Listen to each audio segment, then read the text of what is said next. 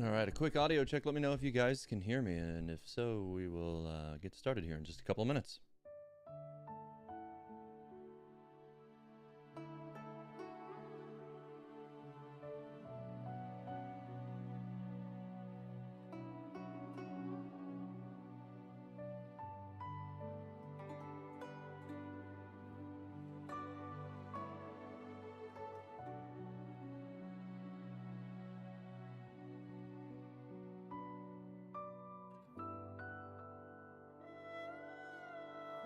You're a terrible person. You're a terrible person, Aether.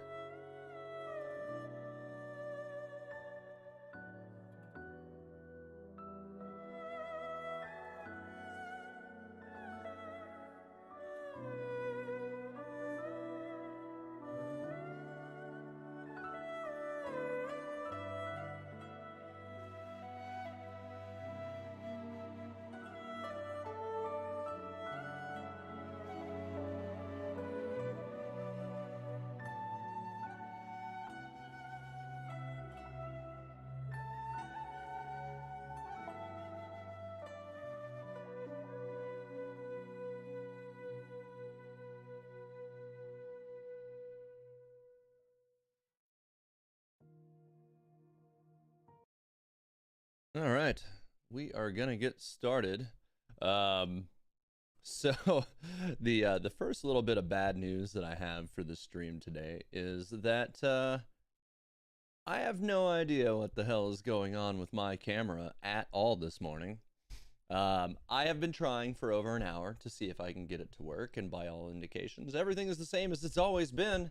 But my software is telling me that it needs to be plugged into a USB 3.0 port, and I know for a fact that it is, but it will not recognize it. So, yeah, I don't have a camera this morning because I might have had a hardware failure. And I can't seem to figure out what's going on with it. But yeah, so I don't have a camera that seems to work this morning. I tried and I tried and I tried for the last hour to get it to work. It does not want to cooperate with me. So my apologies, but I don't have a camera. Beans, seriously? Really?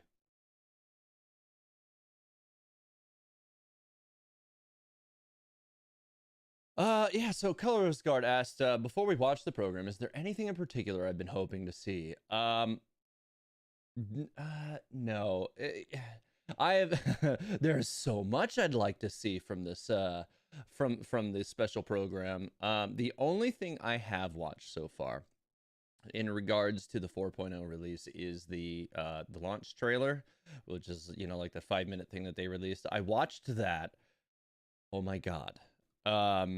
So I wanted to go ahead and get ahead of that so I could have some thoughts for the stream so that we can kind of dive into the discussion for that.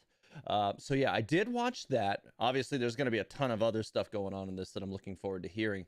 But yeah, there's lots of, obviously, like the trailer has tons of awesome new characters.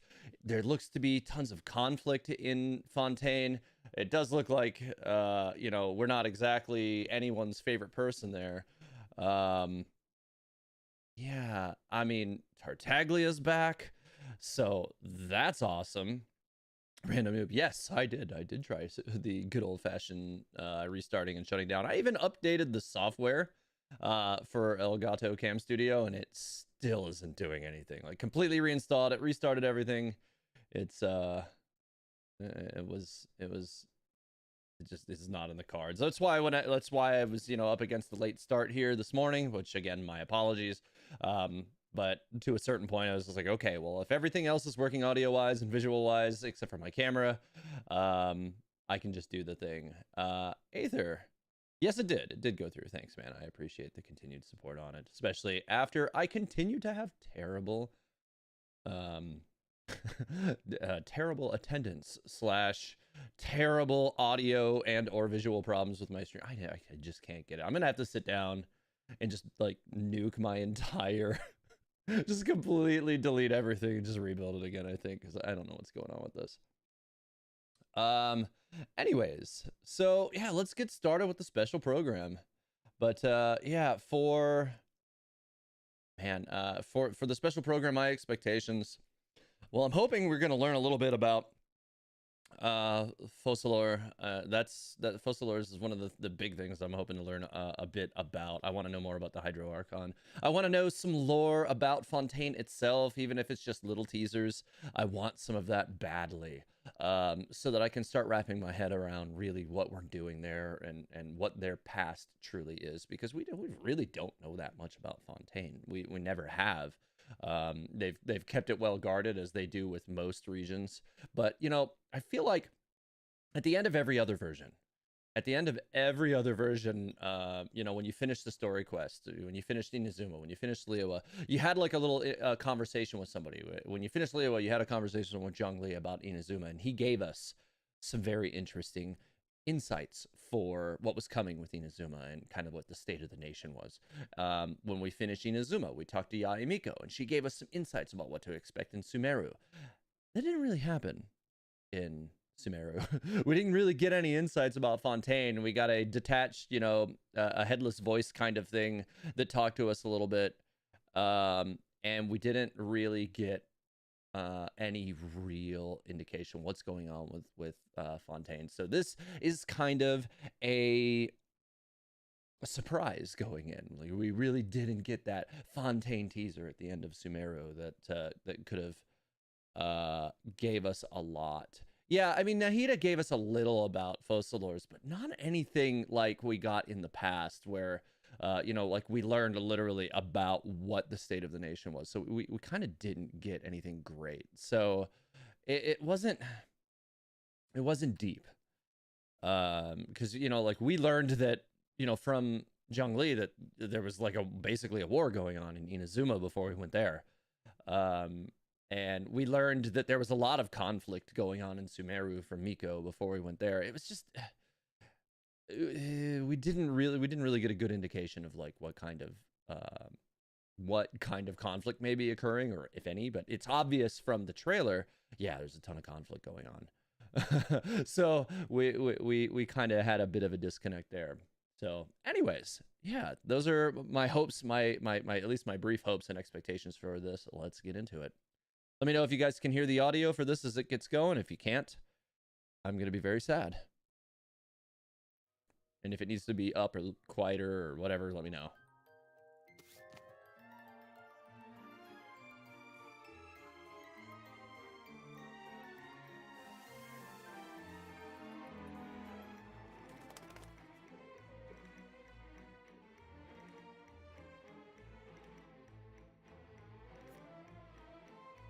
They're just leaning all into the magician aspect here, which is not surprising. That's pretty much the stylistic choices that I had noticed about Fontaine for a long time. All right, cool. Looks like we got audio.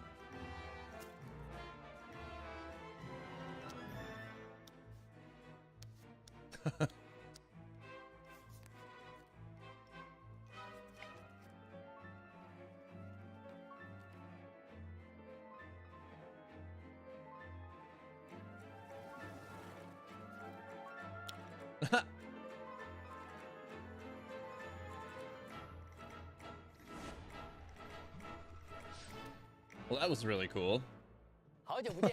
Nicely done. Your old friend Daowei. Like old times, I'm your host for Genshin Impact version special program. Our travelers have been on a long journey in Teyvat, traversing various regions in this land and experiencing stories and tears of joy. Now the next step of our journey is about to be unveiled. In the past year, to fully present this new stage, the Genshin Impact project team has been through a very long process, and that was also full of fun. We've had many new ideas and new content, and we want to share with you today members from the Genshin Impact project team, and we'll take a look at the all-new region of Genshin Impact 4.0 Fontaine, the Nation of Hydro. I had to read that really fast. Let's kick off things with 4.0 trailer and embark on... I couldn't get through all of that. Oh my god. I'm not sure exactly when it began, but a prophecy has been circulating around Fontaine. The people will all be dissolved into the waters, and only the Hydro Archon See that she has a tear, a subtle tear rolling down her face there. I, Focalor, hereby welcome you to the nation of Hydro, and acknowledge the value and significance of your trip. Now, you may rejoice in this. God, Fontaine is just a beautiful design, isn't it? You know, I was always hoping for a waterfall city. To the people of Fontaine, the line between a trial and a performance can be a little blurred. Welcome, one and all, to the Opera Epiclese. Watch carefully now. Blink and you might miss it. All right, so we did know from the drip marketing that Linnea and Lynette were going to be first up. So something that did surprise me on this announcement when I watched the trailer yesterday was that Linnea is 5-star, but Lynette is 4-star. That is a surprise. I don't know from her color scheme if I ever anticipated her being an animo, but she seems cool. I like her animations. Here comes the finale. Can we get a cat person that's not a 4-star though?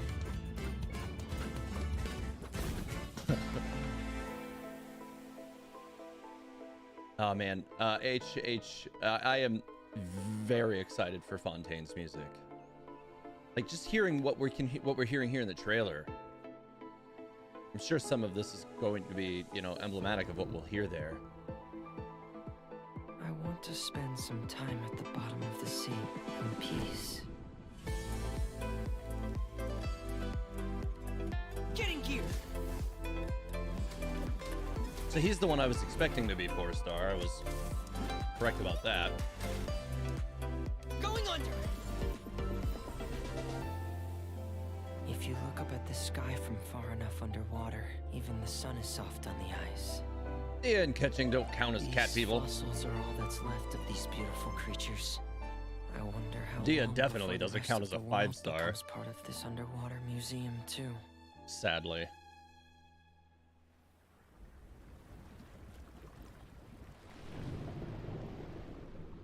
Oh, this. I'm... Wait, Right, okay. who am I? This was, I think, that was the most interesting part of this trailer. Who is that? The water is gradually swallowing our memories. It won't be long before it swallows us. We've been trying to find out how the Oratrice operates. We want to know why it has a consciousness. Why can it deliver sentences accurately? Rain. It's raining. We must know She seems all really we can about surprised this that it's nation's raining. I secrets wonder in what the order to deal with significance that is of that. prophesized crisis. Is this part of the show? You gotta be kidding! So, Charges have now been pressed. pause as this for a such, moment. I'm gonna go out on a limb and say that Lynette is definitely not going to die. If I had to make any kind of a prediction as to what's going on in this moment, I would say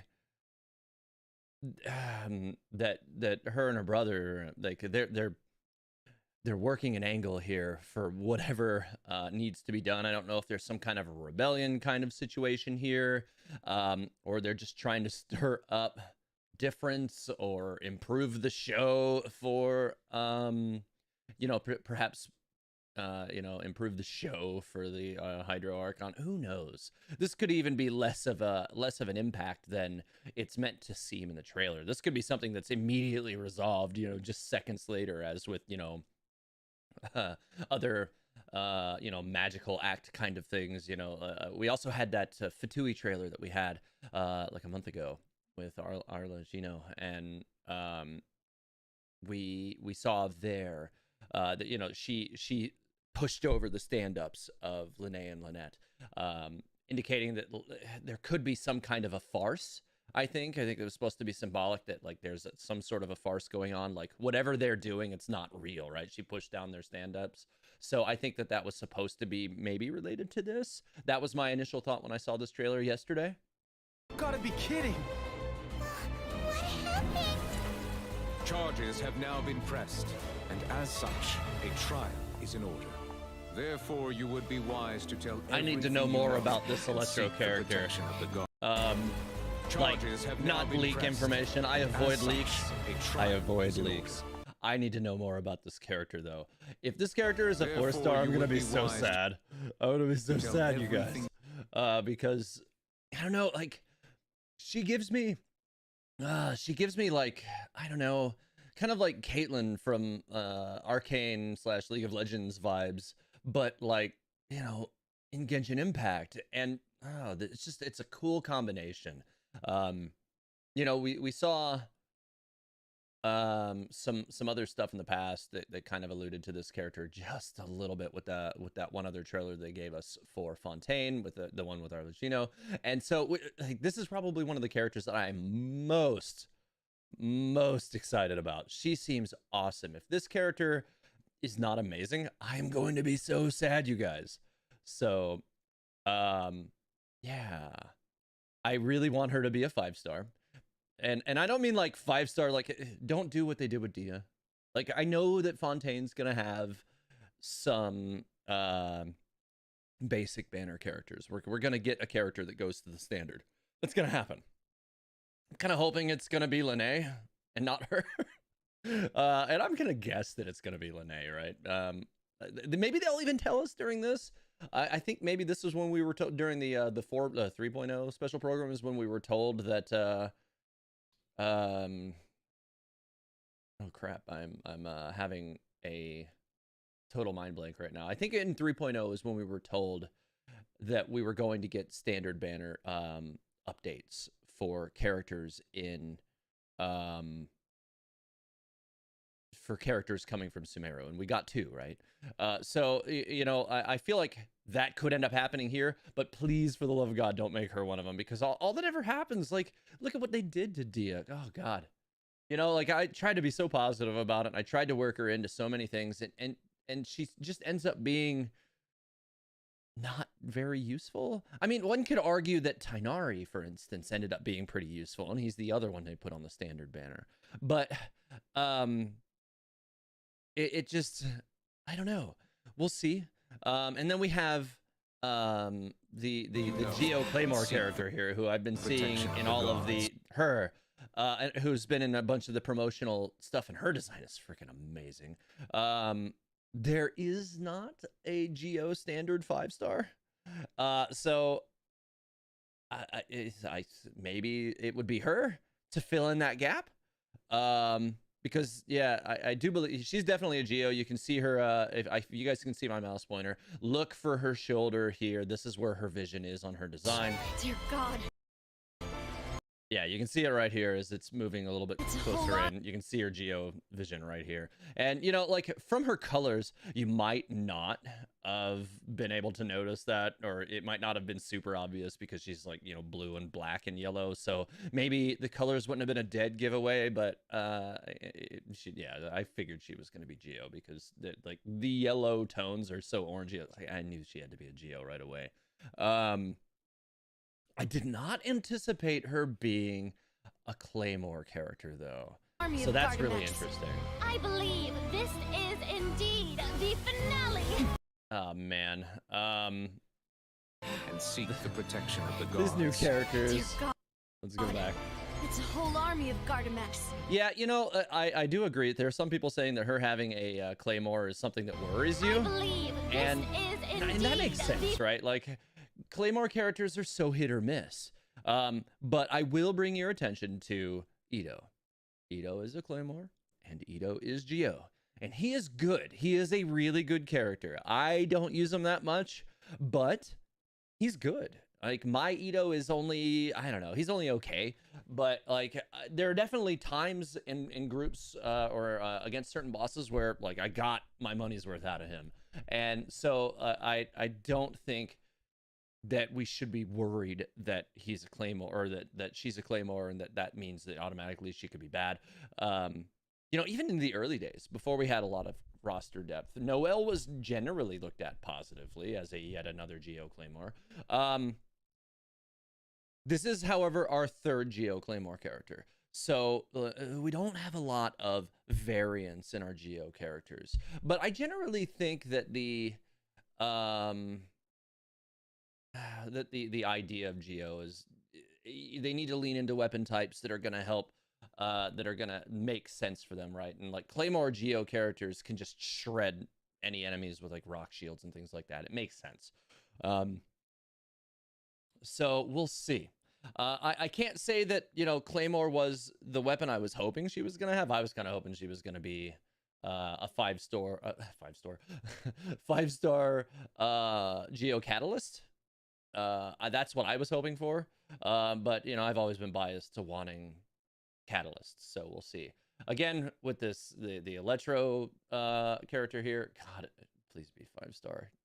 And don't be a standard banner. Oh my God. She seems so cool. Finale! Your so-called justice, your beloved drama, while turning a blind eye to the suffering of the people. In your eyes, the value of There's the human so much going on here, and these scenes is are nothing so compared to interesting. those cold laws you hold so dear. And here's the introduction of our guy here. He's back. So this is how justice is done in Fontaine. Been a while. What a joke. You've got your rules. Straight to the delusion as well. Now, that is nice. He disappears. I just noticed he disappears entirely. So something that somebody has pointed out, and I have seen Cold laws you hold so some dear. talk about this, is that Child does not appear to have a vision on him in this scene. Like his hydro vision appears to be missing. Now, one thing I'd have to go back and compare this to is whether or not his hydro vision, you know, was present on him on his like NPC form in the old scenes when he used his delusion last. I did notice, like, you can see, like, he landed with electricity before he even triggered his delusion and made his transformation. So it's a little hard to tell for sure if there's actually any lore-related reason as to why he doesn't have his vision on him here in this scene. Because it's kind of hard to not catch that. Like, Twitter busted open, Twitter X, whatever. It busted open with people talking about him not having his vision on him. So I'm trying to find the scene where you can see that, and I'm not seeing it. But people are saying that his vision isn't on him, so we'll see. Now, this could be a thing where, you know, I think even Zach is alluding to that in the chat here, but you know, it's a courtroom. Yeah, well, I don't know if any of you have ever been to a courthouse, but usually you can't bring weapons in a courthouse, so it could be one of those things where, like, you check your visions at the door. But Child has a delusion. So, and he's a Fatui, so he probably wouldn't be interested in playing fair. So, you know, and then he just busts in here and lights everything up. Who knows what kind of troubles he's going to get into. But what I can say is I'm really, really excited for this, because this is an interesting little twist. We haven't really seen Child since, like, 3.2? Was it 3.2 or whatever, where we had the where we had the domains quest line in Inazuma with the paper dolls. It's been a little while since we've really seen him in anything that really was. It's been a very long time since we've seen him in anything important. That quest line was arguably filler, given that he was there looking for Scaramouche at the time, and then he did not find him, and then we never really got, you know, we never really addressed where he went after that, and then we saw him in the cutscene saying that he was, you know, back in, you know, Shnasnaya. So that was kind of an interesting thing. But, you know, so it's been not since Leoa, since we saw him in a serious capacity. So to see him here, you know, and then we get that little moment, you know, like usually Child is so, you know, Tartaglia, he's so just kind of calm and soft. I don't want to, maybe soft spoken is not the word, but he's calm and he's calculated and cool and friendly. But then you hear that turn in his voice here again. So this is how justice is done in Fontaine. What a joke. You've got your rules. Well, I've got mine too! And so, you know, like, that's that intensity that we haven't seen from him in a while. Not really since the scene where he tried to steal the Geonosis from the Exuvia of Rex Lapis, and obviously that didn't work because it wasn't there. So it's been a while, and you know, and as Aether pointed out, he also has his foul legacy, which we could see again too. And you know, if they're gonna make him critical to this portion of the storyline, it seems probable that he will. But you know, we've already had a boss fight against him. We already have that, so it's not like, I don't think we're going to be fighting against him. I just don't see that happening, because we've already had that Trounce domain. And so far as I am aware, we've never had any repeats of that. Now, we did fight A multiple times, so we could have a new variant on a story encounter for that. But, you know, so, you know, we could end up fighting him for the story, but I wouldn't expect any additional Trounce domains or anything for that related around him. All right, let's continue.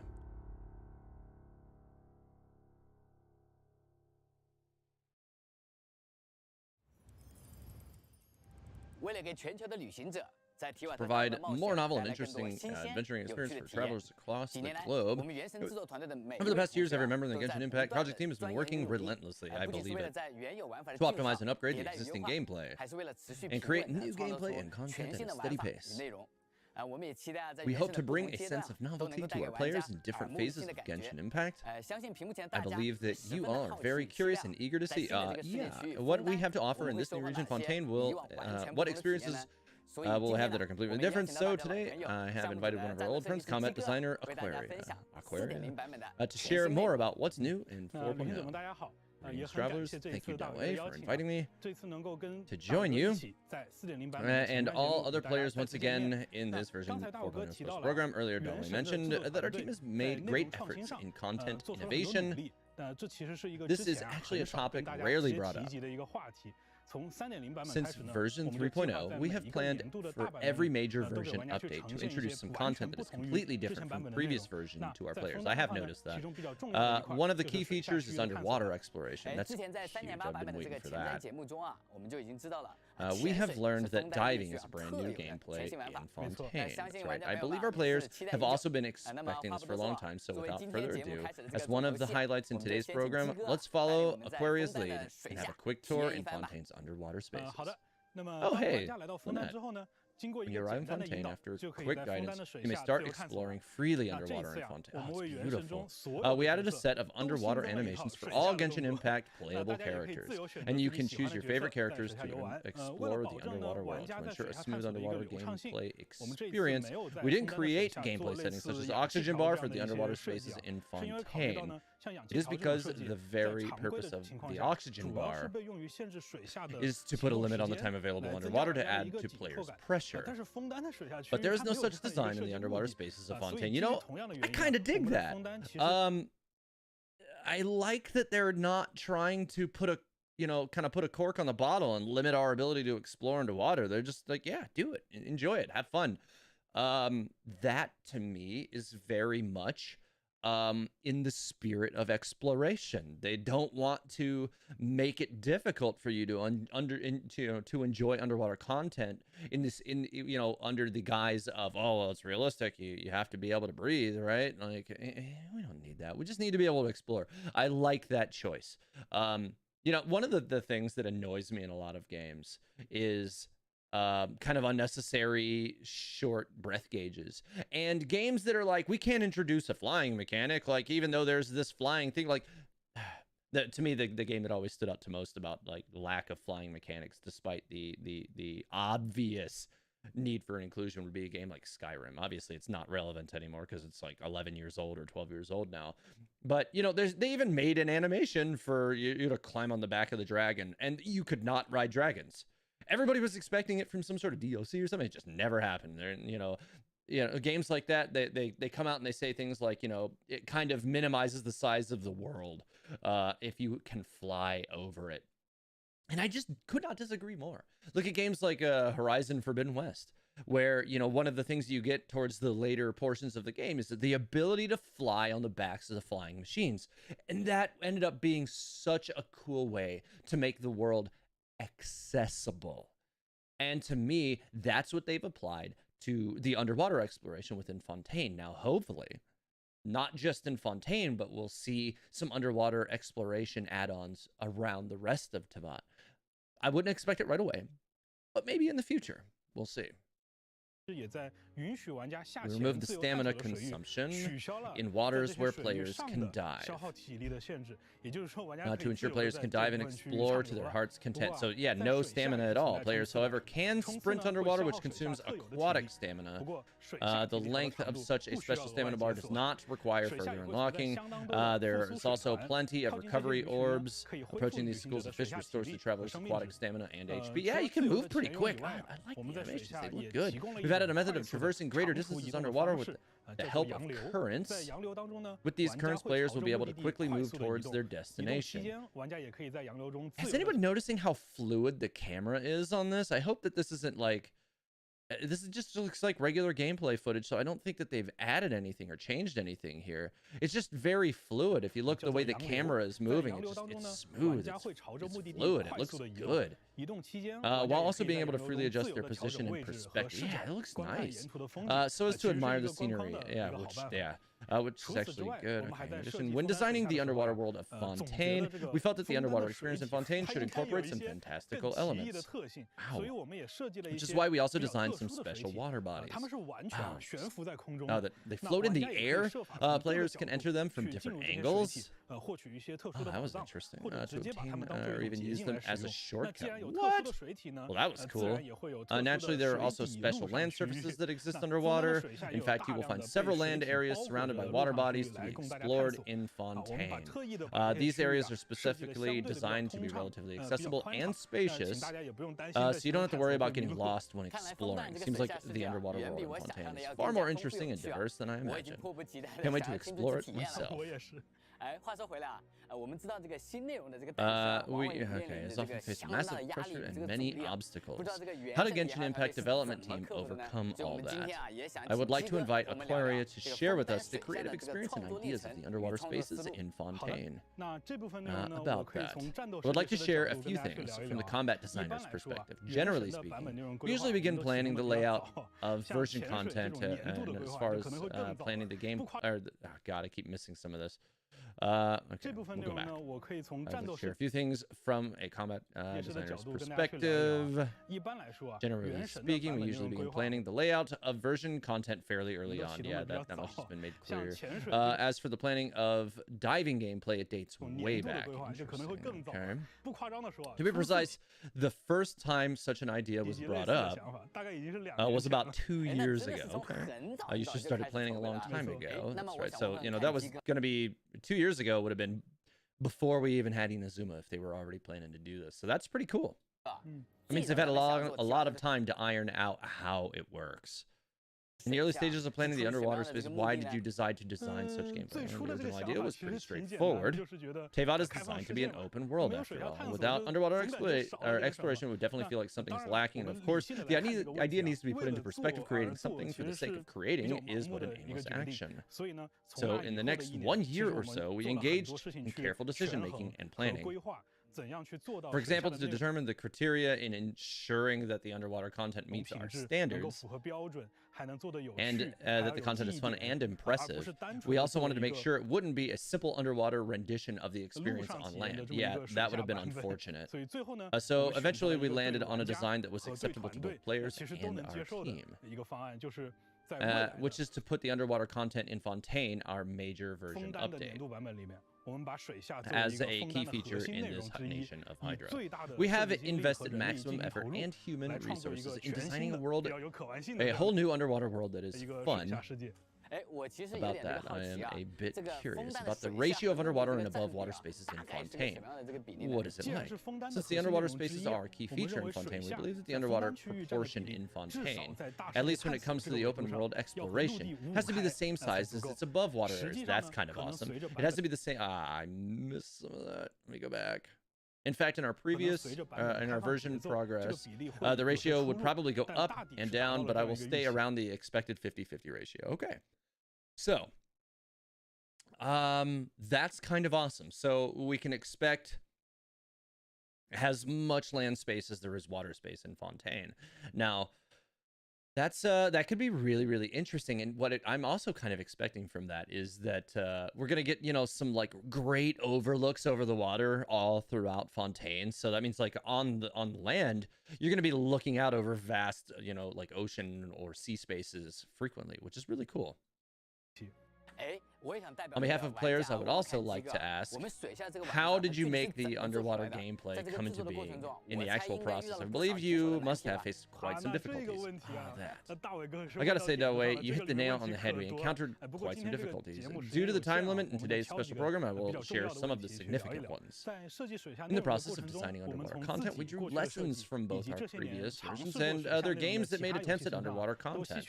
And in the past few years, the first problem was to create creation of atmosphere. Underwater spaces are part of Genshin Impact's open world. We wish to attract as many players as possible to take part in the underwater experience, and we must put players' comfort and gameplay experience into consideration. Some products, including some of our own designs, in the process of highlighting certain experiences, would intentionally prioritize the presentation and the negativity of depressing ambience in a certain area. Indeed, such designs can achieve that objective. It's done at the cost of players' comfort. So, while designing the underwater space, we hope to avoid such a practice. God, that is beautiful. I didn't mean to pause it with the seal's face in the screen, but that's what we got. I was trying to look at the fish, and the seal's like, giant puffer seal. I'm so sorry, you guys. I'm sorry I have to pause every now and then to keep up with us. Aether noticed it's annoying having to pause every now and then. Yeah, no, it's hard to keep up with the text sometimes. It really is. But yeah, so enjoy giant seal face. Thus, most of the underwater content in Fontaine has a clear and spacious visual effect.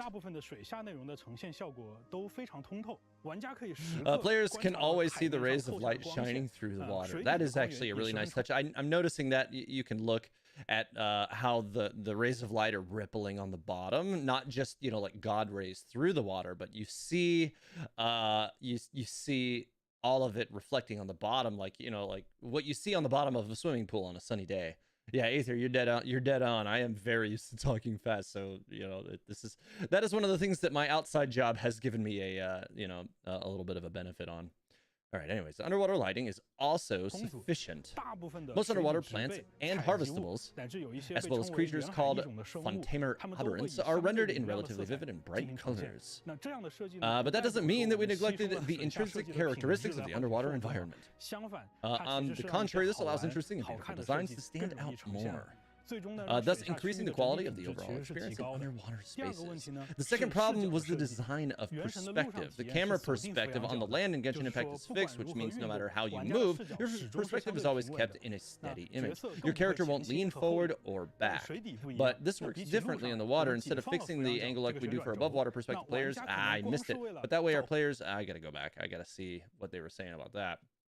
Instead of fixing the angle like we do for above water perspective players, will have more freedom to adjust their underwater angles.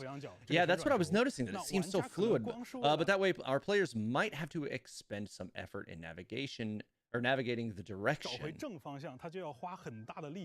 Not to mention an increased chance of resulting in motion sickness. To avoid those, we made many detail adjustments, such as the camera's visual range and wide angle parameters. It's beautiful. To enhance the slow movement effect underwater, this will not affect the precision of aiming while underwater, but will ensure a steady camera perspective and prevent motion sickness. We also made buttons to return to default perspective. We also made buttons to return to, and added bubbles and other underwater visual effects. Also, for the underwater levels, we managed to reduce the chance that players have to ascend and descend repeatedly to interact with multiple subjects. The third problem is the planning of level content. After solving the problems caused by camera perspective, we encountered another major challenge. That is the underwater level design, but being much more complex than that on land. Think about it. Seeing the bright sky and cotton clouds above, you won't feel anything is wrong, but in seeing a spacious underwater space with nothing on it, you will easily feel the space is too empty, or even feel fearful. So there is an underwater area where players can dive, and there's absolutely nothing for even just 10 meters depth. Players will think that our designers are slacking off. I could see that. To maximize content so as to not let the underwater space look empty, but at the same time control the quantity of the content, we faced a much bigger challenge than we did on land. One more big problem we encountered was combat experience. Yeah, I'm curious about this, which is my specialty. At first we thought about transferring the above water combat to the underwater spaces, but despite our best attempts, our regular combat experience above water works terribly once underwater, because there's weaker gravity and stronger resistance underwater. If we wanted to retain a realistic combat experience, all combat movements became sluggish. And because we added designs of angles and elevation and depth, judging the distance from the opponents became difficult too. Yeah, I could see where that could be a problem. More importantly, in a space with an abundance of hydro, trying to trigger electro can only yield imbalanced and boring results. Yeah, I could see where any elemental reactions could be a problem. Accidentally freezing yourself, electrocuting yourself, like, oh, that's a problem. Thus, instead of reproducing the existing combat design, we designed a set of underwater combat rules that are independent, simple, and interactive. Players can absorb various abilities from specific Fontaine and fight opponents and solve puzzles. For example, there's a type of Fontaine aberrant called Armored Crab. Based on its, we designed a shield ability for it. After absorbing the ability, players can hold the button to, okay, interesting. The shield can also reflect trajectory attacks. We have learned about the underwater gameplay. I have another question for you. After the release of Fontaine's Overture teaser, we saw that, our observant players have noticed that the Fontaine characters in the teaser, obviously Lene and Lynette, have visions of different designs than those in other nations. Well, I mean, like, that's every nation has their own design. Although I do think that like some of the hydro visions, I think what they're talking about, are different from one another. So like, I don't know if these twos are different. Let's take a look again. So I want to say, let's take a look one more time. Yeah, so if you look at his, you can see like the little wingtips here are pointing upwards on the left, and hers are downwards on the left, and they're a little bit swirlier up on the top. That's what they're talking about here. There's, you know, his are pointy, or his is pointed at the top and the bottom, while hers is a little softer and rounded at the bottom. So you can see that there's visual changes between the visions in Fontaine. This is because Fontaine characters have a unique attribute. It's called Arche, maybe. It consists of two opposing energies. When Ossia, oh god, an annihilation reaction will be triggered, which generates energy. Fontainians utilize such properties to power the facilities in the city, including the clockwork mecha seen on the streets. As for Fontaine characters who own a vision based on their innate archetypes, they can trigger relevant damage. However, since this is exclusive to Fontaine characters and areas, we did not make the Arche system into an intricate system like the elemental system. So what our players will have in the game is simply the Arche's interactive properties with certain subjects. Instead of any damage enhancer or exclusive advantage that you have to use no matter what. Now, I think that was wise. For instance, the Assault Specialist mech, he has a special defense mode where it holds a shield, and a special suppress mode where it wears a baton. Players can use some of the Fontaine characters' Arche attacks to interfere with the mecha's power system. Oh, that was cool. And into other modes to fight with. Just too excited. My apologies for taking up the time. No, it's all right. Now, all in all, we hope you can visit Fontaine in version 4.0. To experience the brand new gameplay there yourself, and I shall stop right there, or right here, so I don't spoil more content. If you're hearing Aquaria's introduction, I'm quite hyped for Fontaine. Yeah, me too. I really feel that our members from Genshin Impact, our companions, grew together with our players, and Genshin Impact, we are all companions who fight side by side. Just like what we shared in version 2.0 special program, most of our team members are hardcore Genshin Impact players. They hope to see more fun content in the game, just like our players do. The longer Genshin Impact has been in operation, the more attention it has received, and the more difficult the challenges we face. But we still try our best to constantly create content that our players like, because this is the best way to show our gratitude to our players for their support and accompaniment all this time. For all this while. Well then, let's take a short break. Yeah, I can, after a short video, we'll be joined by other members of the Genshin Impact project team who will share with us the background settings, characters, and event wishes. So stay with us. Don't miss out. Okay.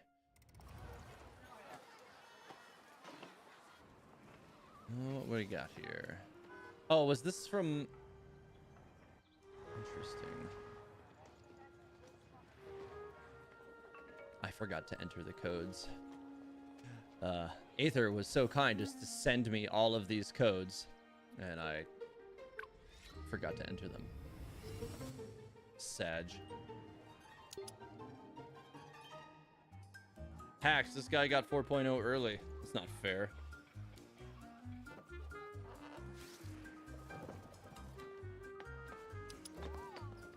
He just stole that kid's balloon. What a dick.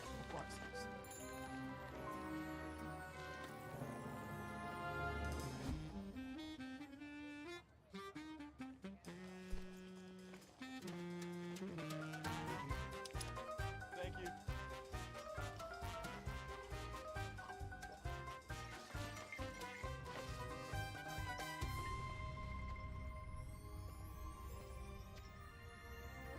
Is he gonna be a Ninja Turtle? What's happening?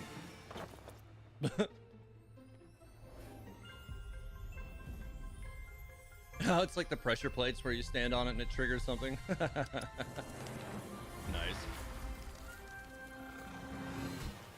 They actually make that vinyl skin for a bus. That's pretty cool.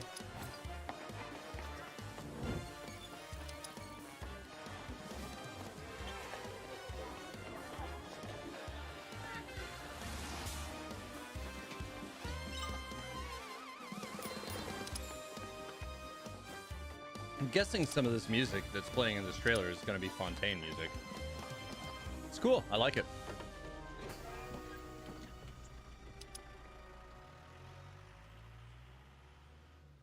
You know, I really wish that like Genshin Impact had this level of forward-facing presence in the States, because like we don't get any of this kind of stuff. Buses with Genshin stuff on it and all that. Like, I gotta tell you, just like living in the States, like just, unless you are talking to people who you know already play the game, you just don't. You don't like people just don't talk about it here. You don't walk around and see people playing it on their phones.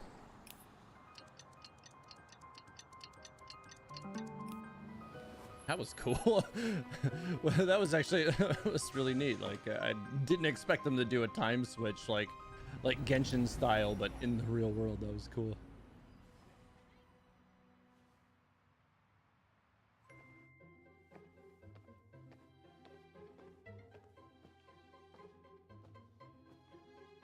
Yeah, pretty much in the States, the only time you see like forward-facing Genshin, like from the masses is at cons, because there are Genshin costumes everywhere.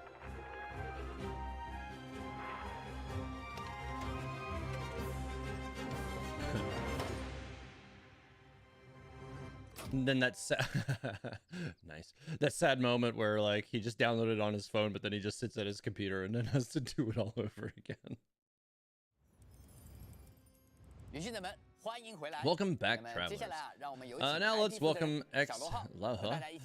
He will share with us Fontaine's settings, characters, and story, so that we can have a sneak peek at Fontaine's. Oh god. Hey travelers, it's a pleasure to see you again in this special program.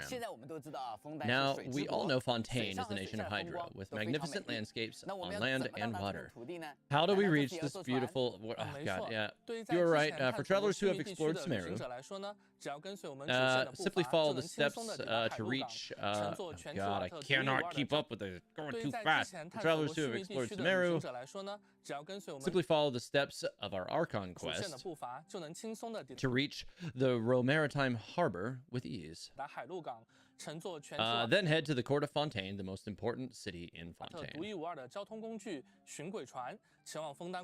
On an aquabus, one of the most unique forms of transportation in all of Teyvat. But of course, for the convenience of our traveler's journey, for those who haven't explored the desert region, we have prepared another solution. We understand that travelers who have just arrived in Teyvat will probably need to traverse a long way to reach Fontaine. So after the version 4.0 update, for all travelers who have completed Archon Quest Prologue Act 3, Song of the Dragon and Freedom, which I do believe is, yeah, like all the way back early, the teleport waypoint in the realm of Farakurt that is near Fontaine will automatically unlock. Wow, okay. Well, that's pretty cool. So we just automatically get a teleport point near a statue of the Seven in Fontaine. 枫丹的传送点就会 That'll be really good for people like Beans, who hasn't kept up with the Sumeru questline. 自动解锁，大家就可以借助它快速地 Travelers may use this teleport waypoint to go to the Fontaine's outskirts 到 easily. 枫丹边境了。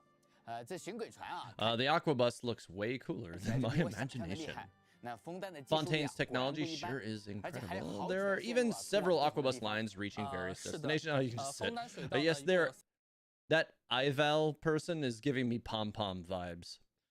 3条线路，连接海陆港和 Namely, 总 the 站的克 Clementine 莱 line, 门 which looks like, or which links the Romaritime harbor with the main 经线 station. 通往伊犁耶 The 岛的 Navia 纳维 line, 亚线 which 以 leads 及原本 to, 通往枫 and 丹 the 动能 Celius 工 line, 程 which 科 originally 技 led to Fontaine Research Institute of Kinetic Energy 研究院 Engineering. 方向的卡雷斯线。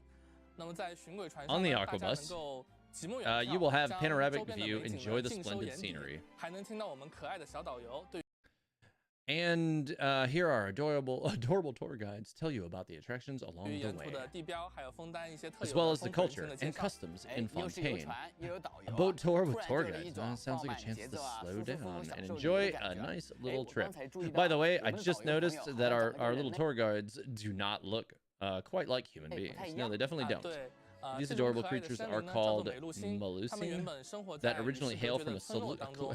尽管他 secluded 们外 village, 表看起 although 来 they 都 are 是小 tiny 个子， creatures 连手脚都 with 短 small 短的， hands 但是 and 呢，他 feet. 们拥有着一种 Melusines 与 are 生俱 born 来 with 的 a 特殊 powerful 视觉， sight 能够看见人 that 类难以 enables 观 them to 察 see 到的 what 东 human 西， beings cannot 所以更 perceive. 加 I 容易 wonder 找 if they could see our Hanara then.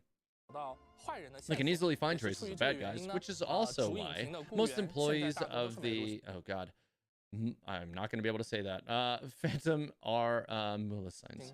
竹影亭，我还是第一次听到这个名 It's 字。 my first time 对 hearing this name. 这是 That name, God, what is it? I don't even know how to say this. Mara Chowit. Oh God, I'm gonna have. Anyways, Phantom is special detective force that reports directly to the Ludex, is also known as the Chief Justice. 是一个直接隶属于最高审判官的特别刑侦机构。那么枫丹的 Fontaine's organization is rather complicated and will take some time to elaborate. I'm going to need them to say that name from an English voice actor so I can just know how to say that one. That one's a little rough.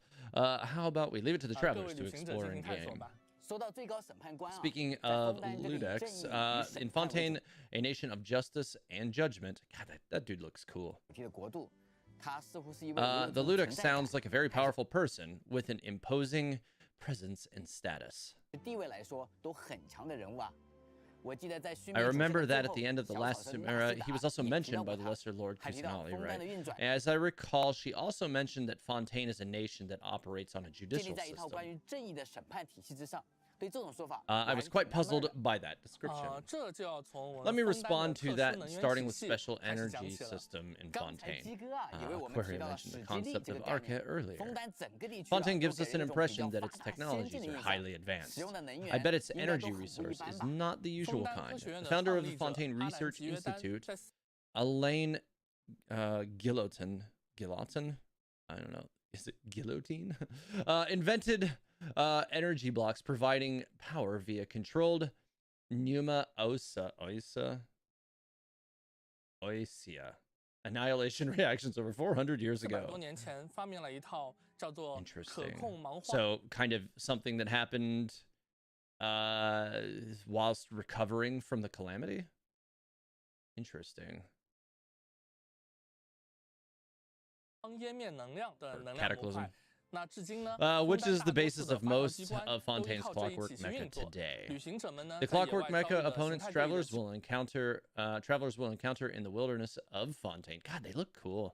机关敌人也都是由这种能量 Also 所驱动的。 are 而在 also 枫丹 powered by 人 this, 生活 while 和娱 in 乐 areas 比较 where 密 the 集的 people of 区域， Fontaine 比 live 如 and 说 have 枫丹 fun, such 亭 as the court of 还有伊犁 Fontaine 耶岛， and 则主要 in 是依 your, 靠 oh 一种 god. 叫做 The 日 main 常混 energy 能 source 这种 is 能源。 I can't read most of these fast enough.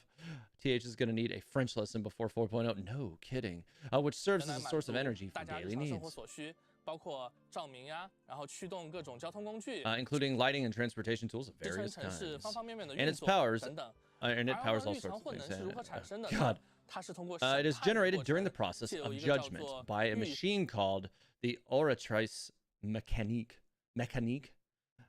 Oh God, this is oratrice mécanique d'analyse cardinale. I don't know. That was probably horrible. 是裁定书机的机器，收集人们对于 The oratrice mécanique de blah. Also, I can't keep up with this. There's so many crazy words. You know, being able to speak English does not prepare you for this. Try to pronounce unknown but awesome. Yeah, nope. Sijuene? I don't even know. I can't get through those words. Continuing on, a machine that harvests people's belief in justice. Sounds intriguing. Is that the reason why Fontainians are so enthusiastic about judgments? You know, that's interesting. If the machine that powers the city is based on people's faith in the judgments, what if something happens that questions the judgment? I think that's probably where the whole story is going to go then. Because if like their power is derived from the faith in the system and something shakes or rocks the system, then it all comes crumbling down. That's probably what Lene and Lynette are doing. That's probably why they're doing a fake death, or you know, like the fake death situation. Like if that is even to be taken as a, you know, a big plot point, like we could literally be seeing you know, them trying to introduce chaos to order. Yes, it is the main reason. However, the judgments in Fontaine are not as solemn as you would perceive. Then the name of the trial court is Opera Epicalise. Oh God, Epicalise. I don't know, Epicalise, which hints at its nature. I'd have to look at what that means. Court hearings are public events of utmost importance in Fontaine. But they have also been generalized and turned into entertainment. As Shakespeare once said, God, these locations are beautiful. All the world's a stage, and all the men and women merely players. Under the influence of Furina, the Hydro Archon, judgments are a form of performance. Truth and delusion are equal parts in the performance, and so are drama and tragedy. The Hydro Archon lives for surprising twists and turns in the courtroom. Sounds like the Hydro Archon has a flamboyant character and enjoys the extravaganza. But as an Archon of this nation, isn't she a bit imprudent? Is this really okay? I guess it wouldn't be a problem, perhaps. It won't be a problem. Yeah, no, I think that means it's definitely going to be a problem. Okay, so gets quite reticent when it comes. What is it? Reticent? I don't even know if I know what that word means. I have to look that one up. How about letting us in for just a bit? Okay, let me start with the siblings, Lene and Lynette. They are the first characters that travelers will meet in Fontaine. This is the duo that showed up in the trailer Travail. Yes, back when we didn't know their identity. Well, we did know their identities because their names were on in the text description below it, but it didn't show it on the screen. Magicians do sound mysterious. I wonder where I can see their performances. In Fontaine's Archon Quest Act 1, Prelude of Blanchur and Norsure. I don't know how to say that, but we're moving on. Lene and Lynette will perform for the first time on the stage of the opera. Oh God. Where the curtains of the grand performance will rise before our travelers. It is something worth looking forward to. I recommend going to the Hotel de Bourg in Fontaine. The owner of the hotel often invites artists to perform in the restaurant. If you're lucky, you'll be able to behold the fantastic magic show of Lene and Lynette. Man, the locations here are real. I love kind of the soft glow of the lighting around here. They really outdid themselves in the designs in Fontaine. It is also the most anticipated show in Fontaine currently. Wow, they are really popular. What's their secret? Besides the intricacy and surprise of the magic itself, It is believed also that the great magician, Linnea's personality as a magician, has the same pursuit of novelty as the audience. After his reputation, he never felt satisfied with his achievements and instead constantly works to refine his professional skills to create more creative, impressive magic shows. Also, Linnea is great at creating an atmosphere for his performances. He always builds up the emotion, then right at the opportunity, he sets off fireworks of surprises. Travelers can experience Linnea's story quest, The Forgotten Thief, version 4.0. To learn more about him, the way he smiles is full of confidence and charm. It gives an impression that he doesn't falter in the face of mistakes or danger. I wonder if he's able to handle combat with such consummate. Linnea is a bow user that wields the power of pyro. In combat, he fires prop arrows that after hitting opponents, before we continue. If he's one of the standard banner characters, oh boy,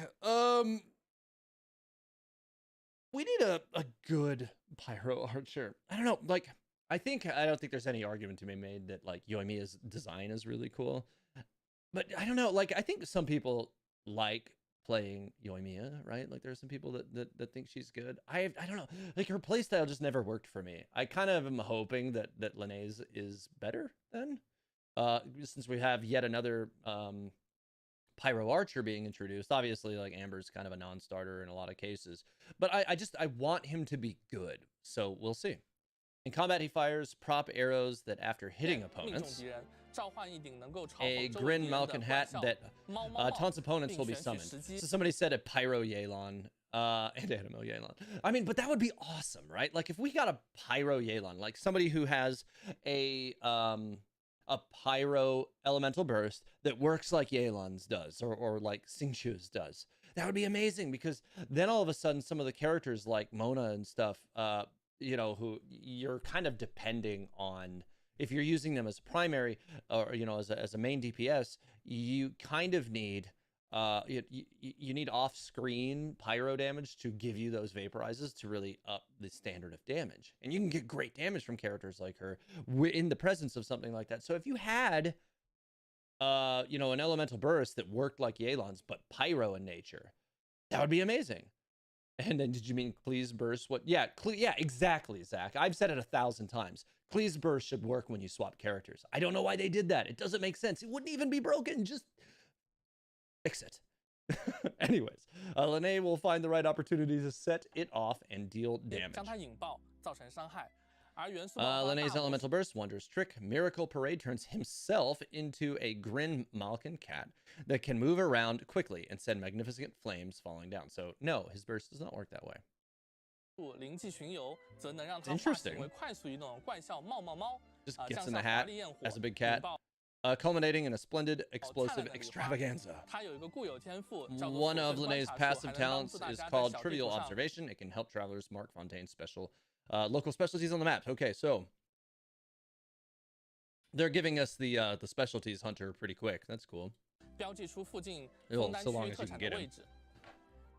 I don't have the courage to repeat the skill description. Yeah. The Grin Malkin hat and the Grin Malkin cat are different magic props. Now, I wonder, as Linnea's sister, does Lynette have some amazing tricks too?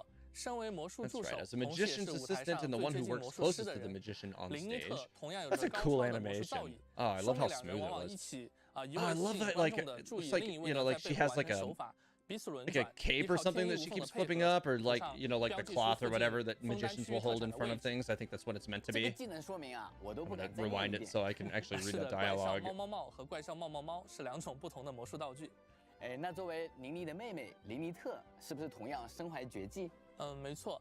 身为魔术助手，同时也是舞台上最接近魔术师的人。琳妮特同样有着高超的魔术造诣。兄妹两人往往一起，因为吸引观众的注意，另一位呢在背后完成手法，彼此轮转，依靠天衣无缝的配合呈现出精彩的演出。但从性格上来说，琳妮特要低调，沉静得多。她习惯将自己藏在琳妮。God dang it, much more introverted. 但从性格上来说，琳妮特要低调， and quiet personality. 她习惯 she always hides behind Linnea to avoid drawing attention to herself. 琳妮身后，避开人们的关注。 That was cool. She often looks as if her mind. 全神贯注的待在角落。说琳妮特要低调，恬静得多。她习 Her 惯 design is 将自 really 己藏。 cool. I really dig her design. Her looks like her mind is wandering. Okay. God, Fontaine is beautiful. She is frequently found in a corner where she is focused on sipping tea. But in reality, Lynette is incredibly observant. She remembers all the details covertly and catches a massive amount of critical information. One under the spotlight. It's such a tacit collaboration. In combat, Lynette can enter a high-speed pilfering shadow and unleash the Enigma thrust. You know the problem about having to read these things is like I can't watch what's happening on the screen at the same time. And I can barely keep up with like the text on the bottom. Lynette can enter high-speed filtering shadow state and unleash the Enigma thrust at the opponent that is marked. When Lynette casts her elemental burst, she can summon a giant boggle cat box. It's very similar to Linnea's that can taunt nearby opponents and deal animal damage. So that's pretty cool. I want to actually rewind that again and watch those without reading it now so I can see what's actually happening. She seems pretty fast-paced. First reaction is that, yeah, her attack animations, everything, they give off a pretty fast-paced vibe.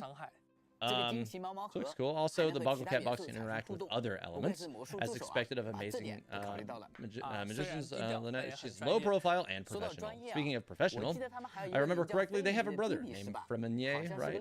He seems to be a very good diver. That's right. Unlike his brother and sister, Fremenier does like to appear in public. He intentionally distances himself. He loves diving in the sea, playing with maritime creatures. And reading fairy tales. He also indulges in dismantling and repairing small mechanisms in the middle of the night. And of course, some of the small mechanisms were damaged by and is quite introverted. This part of himself is closely related to how he grew up. Fortunately, Lynette and Lynette take good care of him. He also has a clockwork penguin, who is always by his side, called Purrs.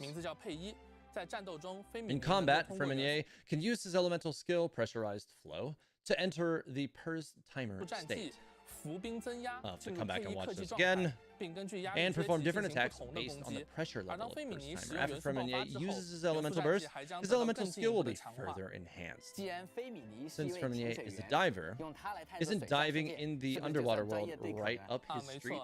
Yes, while Fremenier is in the party, aquatic stamina consumption for your own party members is decreased by 35%. That's nice. A big help for travelers' underwater exploration, indeed. Okay, that's pretty cool. Let me rewind so I can actually look at his animations here really quick.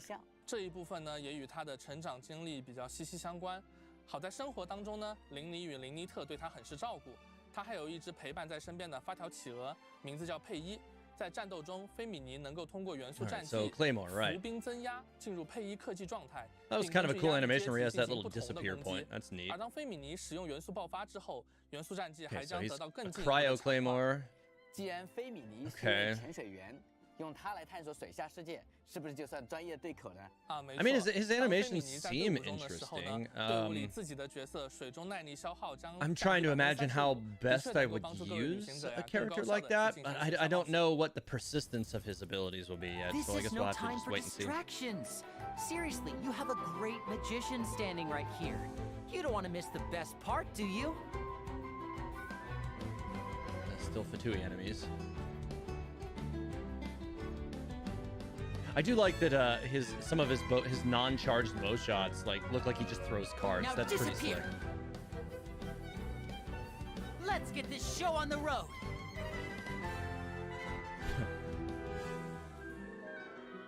Seems Lenny is saying some strange things again. It's really worrying. And I bet watching the two of them play that animation where they put their hats on at the same time, kind of back to back, will be pretty cool. I'm looking forward to making some of my my B-roll stream footage from Fontaine stuff. Her attacks are really cool, guys. Here comes the finale. I gotta say, for a 4-star character, her animations look slick. When you know how it's built and how it works. But people, they're much more difficult.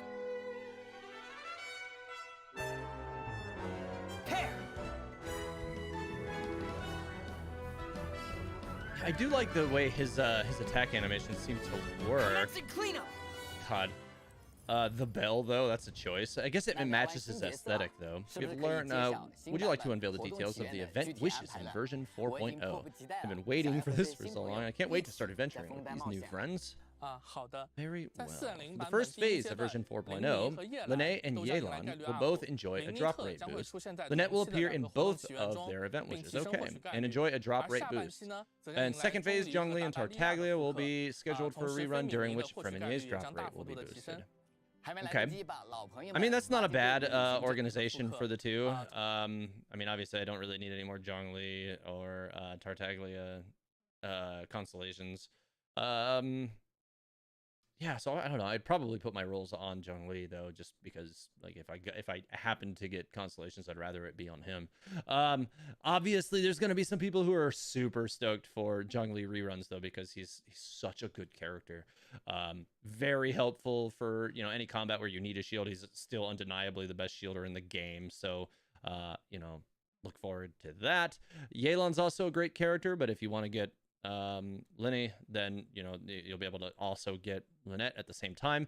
I'm excited for both of them. Obviously, you know, these two characters have been kind of in the pipeline for a long time because they were in the Travail trailer. So yeah, it'll be really cool to finally have them here. Lynette's I'm surprised she's 4-star. I don't want to say I'm disappointed because plenty of 4-star characters are still good. The only thing I'm going to be disappointed is that we're not going to get a burst animation for her because she's 4-star. But yeah, we'll see. 而下半期呢，则将迎来钟离和达达利亚的复刻。was 3.0. Wow. So now at 4.0, a year later. Wow, yikes. Yeah, that Yelan Lynette banner about to be crazy. Yeah, I think maybe there's a good possibility of that. 概率也将大幅度的提升。 that will be a good chance for travelers who have yet to invite these old friends to their teams. Also, the new 5-star boat, the first Great Magic, will be scheduled in the Weapon Event Wish. Right, while watching the version trailer, I noticed that there are several new faces, such as Miss Navia with long blonde hair. Yeah, so that's the Geo Claymore. If I remember correctly, there is an Aquabus line named after her, right? I did notice that it said Navia. That is very perceptive. Yes, Navia is the president of the Spina what? Hang on, let's try this again. Spina di Rosula. It's probably wrong. God, Demosel Navia is an optimistic lady with a kind heart. God, her design is cool and behaves in a rather unconventional fashion. Her design is so cool. I really want this character to be good, you guys. In version 4.0, our conquest, we will team up with Navia to investigate an important case. Also, meet Chlorind. I'm not sure how we say that, but now we know her name, so that's cool. A champion duelist with outstanding skills. Let me see if I can hear how he says it. Hang on. 行事作风更是相当不拘一格。在4.0版本的魔神任务中，我们将与他共同行动。Are people calling Navia Taylor Swift? Is that a thing? 追查一起重要的案件。我们还将认识身手不凡的决斗代理人克洛林德。他不仅 He said Colorind. I don't know how exactly that's going to be said. 待人热络。 Probably will be said slightly differently. We'll see. Alright, continuing then.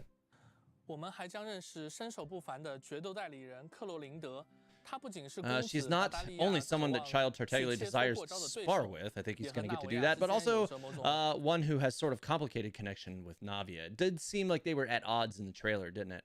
God, her design is cool. As for Nouvellette, the solemn and just Ludex, Purina, the flamboyant Hydro Archon that Dawei just mentioned. Yes. You know, for those of you who have followed my streams or for a long time, you'll know that I've talked many times about how, like, in games where I can make my own characters, I tend to make them have a heterochromia, which is to say that they have 2 different eyes. And I have forever been waiting for the Hydro Archon to arrive. I gotta tell you, It checks all the boxes. This character has a heterochromia. So that's really, really, really cool. It's one of those things where you're like, uh-oh. Uh-oh. Oh, Charlotte. Keep forgetting about Charlotte. Charlotte, journalist from the Steambird who spares no effort in digging for the next big scoop. They will all be present in version 4.0 Archon Quest. I wonder if Charlotte will have anything to do with like why we go there or something, you know, just because we already know her. She could be a good traveling companion to get us there, a good guide. Other characters that appeared in the Overture teaser for the final feast will meet us in the future versions as well. They have sparked my interest. Yeah, they did introduce a lot of characters there. We'll have 3 consecutive, wait, 3 consecutive versions that feature Archon quests this time. Yeah, didn't we last time too? 3 or 4, I thought. Yes, Fontaine's main story will persist from version 4.0 all the way to version 4.2. We hope our travelers will have an unforgettable journey in Fontaine.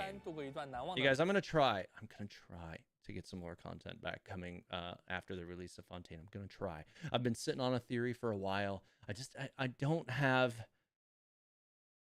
if the time is the right word to use these days, but energy is something I have had a substantial lack of when it comes to having the ability to be creative.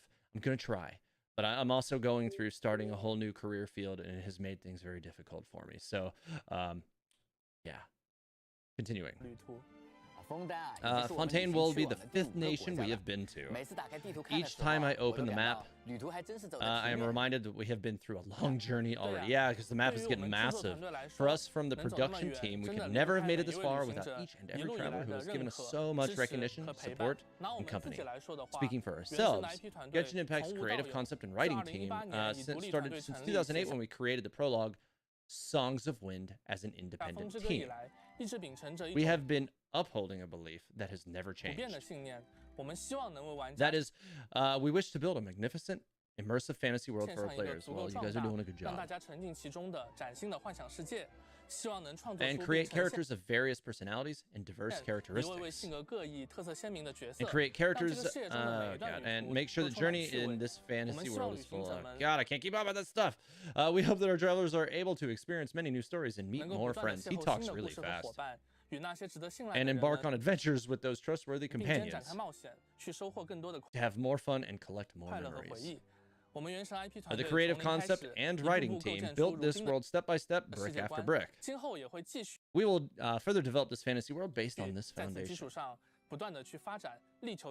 and spare no effort in the pursuit of excellence so that we can create more impressive stories for our players. The map illustrated by your footprints in this fantasy world is also a gift from us to you. Oh, it's a nice thought. Thank you for your sincere sharing. Excellent.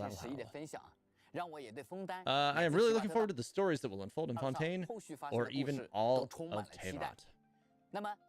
So are all of us. Now let's take a short break. After that, we will be joined by our environment art designer and combat designer to hear about Fontaine's environment, ecology, and monsters. More excitement to come. You know, it is so hard to keep up with the verbiage on this. It's, oh god. That dude talks really fast. The one guy, Lauhao, he talks really fast. You know, and like, well, I can't understand the words as he's saying them. You know, you get what's on the bottom, and I can barely keep up with his pacing when trying to read that. It's crazy. The main Sumeru Archon Quest is 3.0 to 3.2, and then we got the Skara Interlude in 3.3 and Traveler Act in 3.5. Yeah, I think it was really dense in Sumeru. It really was. Or yeah, we had a lot of pretty dense storytelling there. I'm anticipating we're gonna get a similar pace in Fontaine. Yeah, but they got to slow down a bit so people can read. I do agree with that a little bit. Like, it's like I can read and talk fast, but like I can't keep up with it. So it does make the experience a little difficult for sure. Yeah, it does. It makes things really difficult.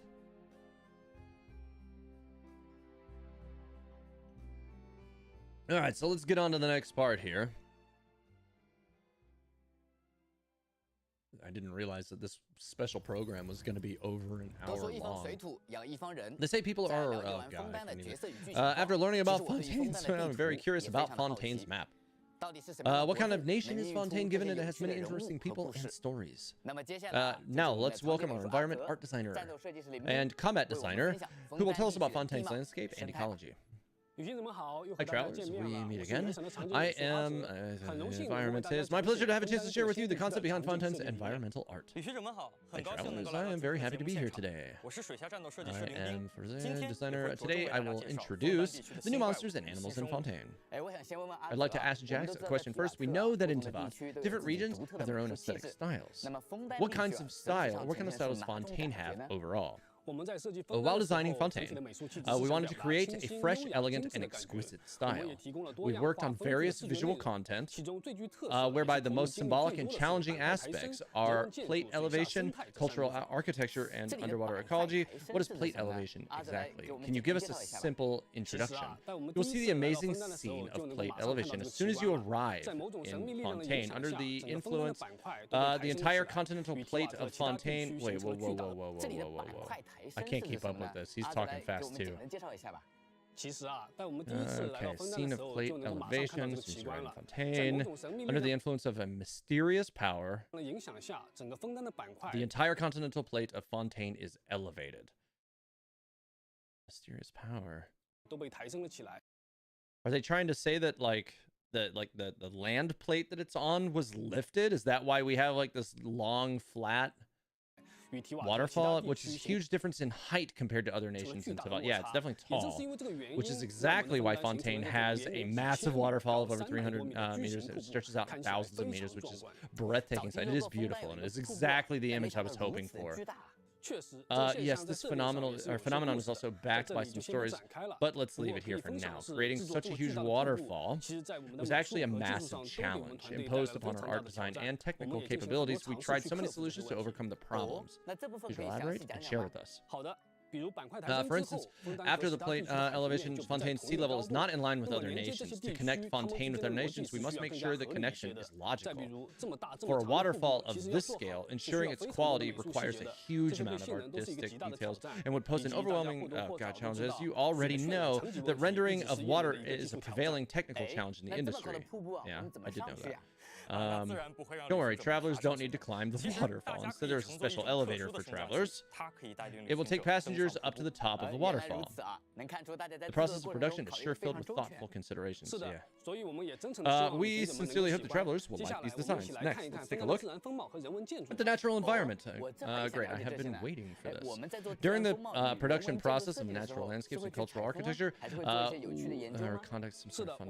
Let's start with the natural environment. While designing it, we drew inspiration, Europe, especially from French regions. For instance, we adopted some features of the Alps and took local plants as a reference for vegetation design.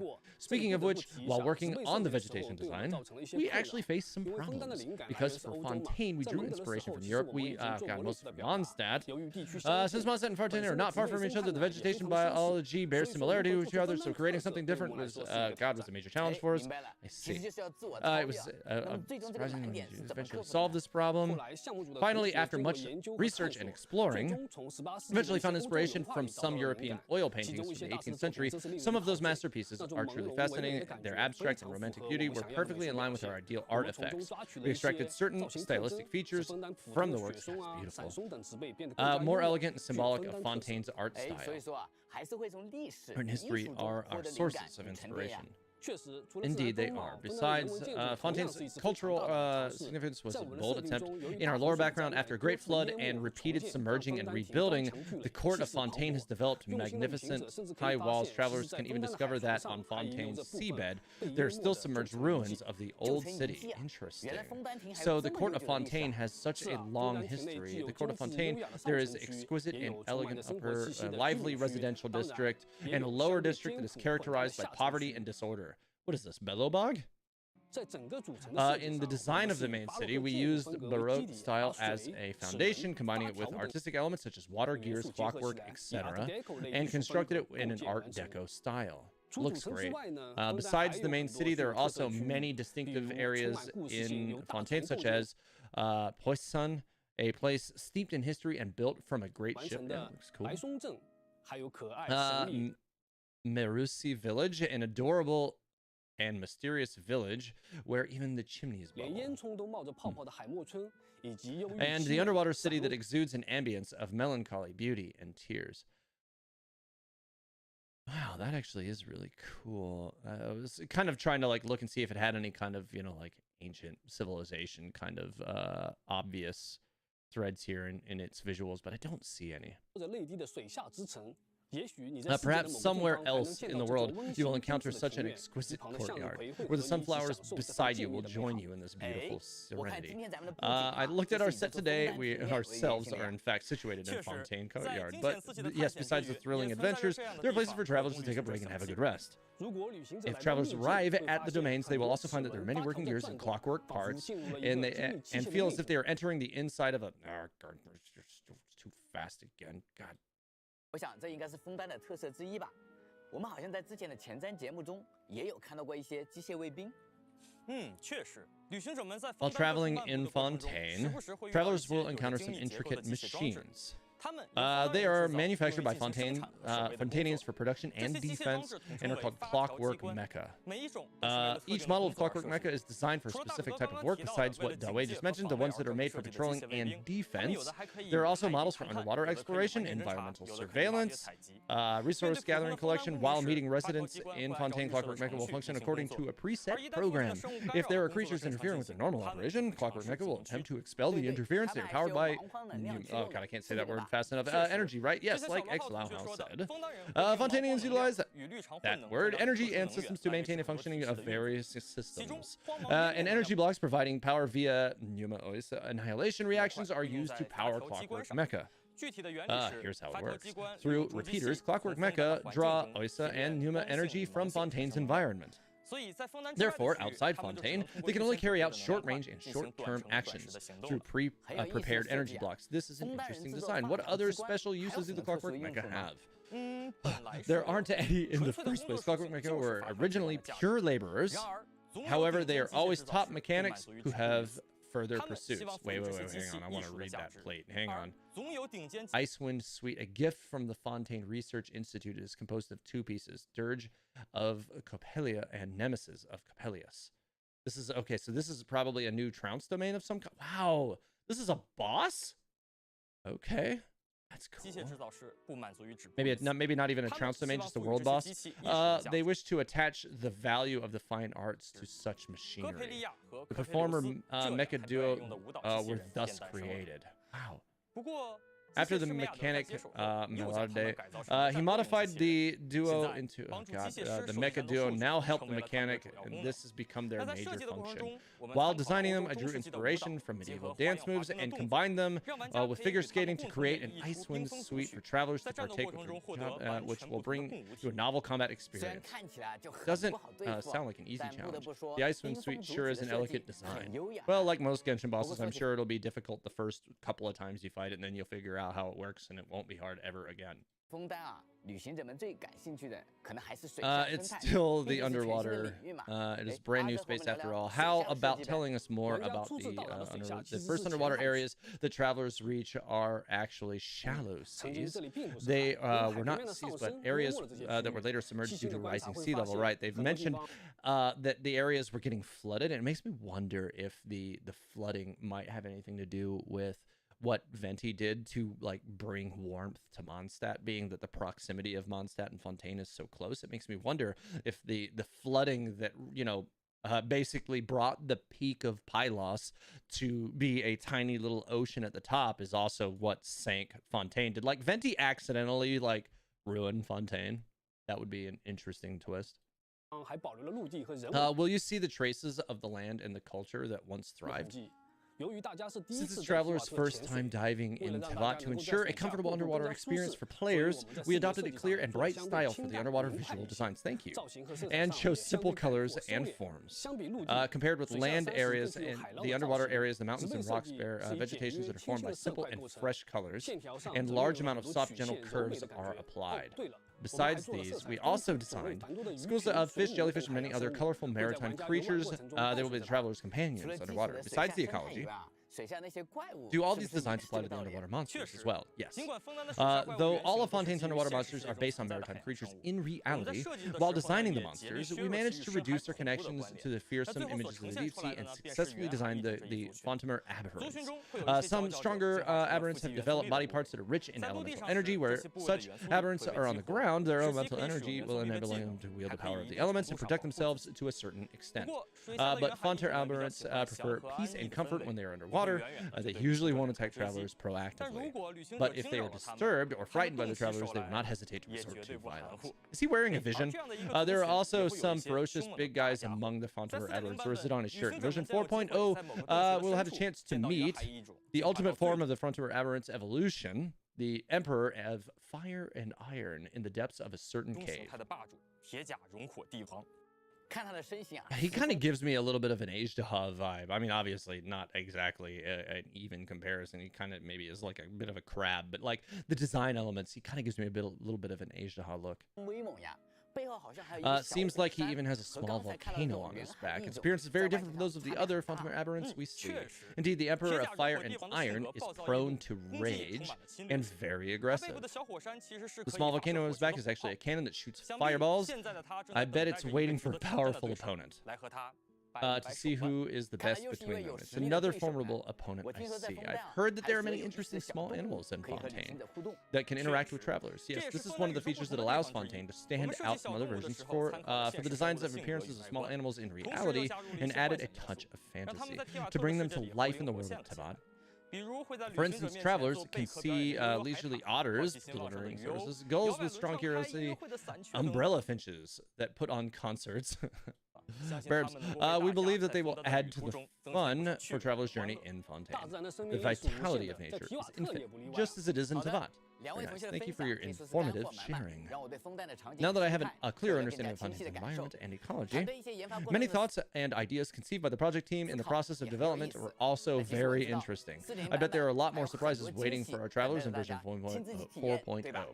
Right? Yes, there are many more beautiful places in Fontaine. Let's enjoy Fontaine's beauty together in our fantastic adventures in version 4.0. Be sure to stick around, because coming up are the events and system optimizations, and more fun content in tonight's special program. So again, apologies for having to pause it every once in a while here, like during the thing. Like sometimes it might seem like I'm pausing like a lot, but that's because I'm trying to keep up with the reading pace. And I found that some of these guys, they're talking really, really fast, and if I just pause it for a second or two, I can get far enough along that I can unpause it and keep going without missing anything, which I feel like is a better experience than me trailing off like that at the end of a sentence. So yeah. Ride the waves to a rendezvous in Fontaine. The rendezvous in Fontaine, like that whole ride the waves to a rendezvous in Fontaine, like that font gives me a little bit of Legend of Zelda vibe. I don't know why. Maybe it's the E. I don't know. Like those are very Genshin Impact font, but I don't know. It's giving me a little bit of a Zelda vibe. I can just see that like a major test of strength written in that font. But yeah, I apologize for having to pause so much, you guys.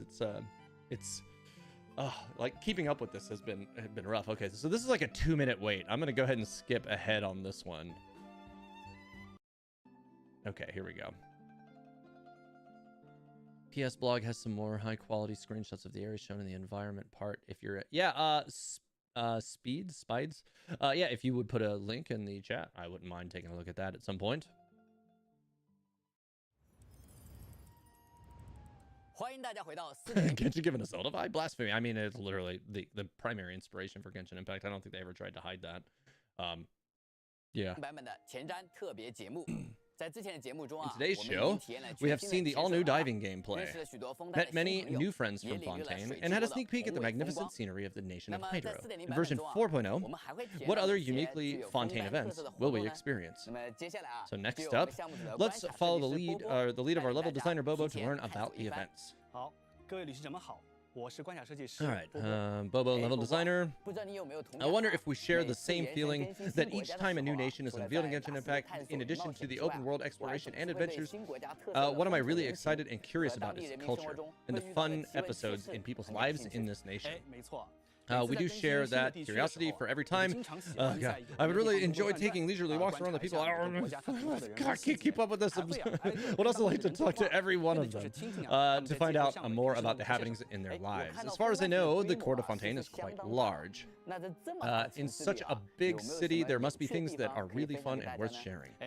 Speaking of fun stuff, perhaps you will have the same interests as I do in Fontainian shops, such as the Lescats or Lescats workshop we will see when strolling in Quartier Lenois, Court of Fontaine. Clockwork Workshop sounds like a Fontainian specialty shop. There's so many like Bellobog looking things there. I mean, obviously they were probably working on this long before, but yeah. Clockwork Workshop sells clockwork mechanisms of all sorts, toy birds, clockwork puppets, you name it, they have it. Travelers will also meet staff members of the workshop whose speech is laced with wisecracks. According to them, the workshop owner is planning to make Champion Duels themed clockwork toys. So, Chlorine, or whatever her name is. Lao Hao has also mentioned a Champion Duels named Chlorine. Yeah. Or Chlorinde, or however. There are really crowds of people in Fontaine that seek out. Not really. Champion Duelist is a special profession in Fontaine. The owner of the workshop thinks it is an excellent representation. Thus, he wants to make toys that reflect this culture. But it's a shame that Champion Duelists are not easily seen in everyday life. So the staff from the Clockwork Workshop need our help to provide information and references. Even the local residents don't see Champion Duelists often. It doesn't sound like an easy task. So what exactly do we need? In the Mecha Melee event to showcase what a Champion Duelist is capable of, travelers will help with 3 experiments so that the workshop staff can collect necessary information to make toys. As a reward for travelers, the staff will reward us with the event currency enigmatic Copper Mainspring. The first experiment is the parkour gameplay Torrential Turbulent Charge. There are vast underwater areas in Fontaine. By passing through the turbulent rings, travelers can charge forward underwater. To complete the challenge, travelers will also need to dodge various obstacles along the way. In the meantime, there are breathtaking views underwater awaiting travelers. The second experiment is combat gameplay I can't keep up. Travelers will need to fight against opposing. There will be many clockwork mecha exclusive to Fontaine. Travelers will enjoy the fun of combat in this experiment, as well as learn more about Fontaine's ecology. The third experiment is musical gameplay, dance resolution. Travelers will control the toy adventure to follow the beat of the music and attack at the right moment to hit toys lining both sides of the track to score points and claim rewards. Wait a minute. The look of the toy adventurer. Check out the white hair and goggles. Looks like Bennett, doesn't it? You are right. The toy adventure is inspired by Bennett. But how did Mondstadt Adventurer become an inspiration for a Fontainian toy? Travelers will find out more about that in the event story Torvoy situation map. Well, I mean, Bennett's traveled around quite a lot and has a history with the marriage of Ari. We get to try that out in the events of Fontaine, of course. The next event is called Relic Records Creations of the Hydro Nation. This event, travelers will need to collect different types of materials or defeat specific opponents, all of which are Fontainian local specialties or monsters. In the event page, we can see the marks of the targets. Upon reaching the vicinity of the marks, we will also be reminders of mini-maps to help travelers who are unfamiliar with Fontaine to complete the challenges. Seems very useful for exploring Fontaine. That's right. Besides Relic Records Creations of the Hydro Nation, in version 4.0 there's also a photography event. Studies in Light and Shadow, the Fontainian will help travelers quickly. Yeah, you know, I'd have been more surprised if they didn't have a photo event in Fontaine, given that the camera was a Fontaine invention in the first place, which has been a long clue that Fontaine had, you know, a lot of use of cameras around and more technology than other nations, or at least many other nations. Version 4.0 there is also a combat challenge event, Verdict of Blades. In this event, apart from regular combat strategies, each challenge has had its own blade mirage mechanism. Travelers can use blade mirage mechanism to their advantage, which makes challenges easier, and defeat opponents effortlessly. Additionally, there are various levels of difficulty in the event. Travelers who are confident in their strength are welcome to try out higher difficulty levels. In version 4.0, we'll be seeing another rerun of the Leyline Overflow event, which is always one I appreciate. Be sure to check it out. After hearing so much about Fontaine's events, I am even more excited to explore Fontaine. So am I. I'm looking forward to seeing Fontaine, just like every traveler is. I have another piece of good news for our travelers who are curious about the new Fontanian characters after version 4.0 update. When you reach Adventurer rank 25, or we get a free Lynette, you can visit the event page, The Curtain Never Falls on Magic, to claim the 4-star character Lynette for free. Hey, so most players are just going to get a free Lynette. That's pretty cool. Also, considering some of the difficulty in collecting materials needed for the character development. So when you invite Lynette to your team from the event page, you also obtain the materials to achieve Ascension Phase 1 for her to make character development easier. I mean, it's not a lot easier. It's still not going to make her usable for most people. That is great. I can directly obtain materials. That's right. I mean, for new players, that will actually be quite helpful. This way, travelers who like Lynette can make her one of their party members much sooner. Speaking of characters, there are also brand new weapons in version 4.0. A total of 12 new weapons will be released. Besides the first great magic we already saw in the event Wish earlier, there are 2 sets of weapons, forgeable weapons, and past from fishing vendors. Some cool new weapons. I like the look of most of them. They all look like, it's just like a Fontainian elegance to it. I like it. Also, 5 new 4-star battle pass weapons. What? Okay, that's awesome.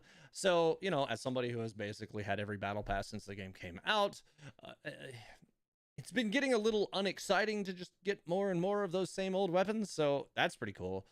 We'll get some more. I like that. Also, the new 5-star or 4-star existing Battle Pass weapons will remain in the Battle Pass bounty. Thus, travelers can choose from a total of 10 Battle Pass weapons, which is nice. In the meantime, there will also be 2 brand new sets of artifacts named, I'm not going to, Maruchuese or something like that, Hunter and Golden Trope.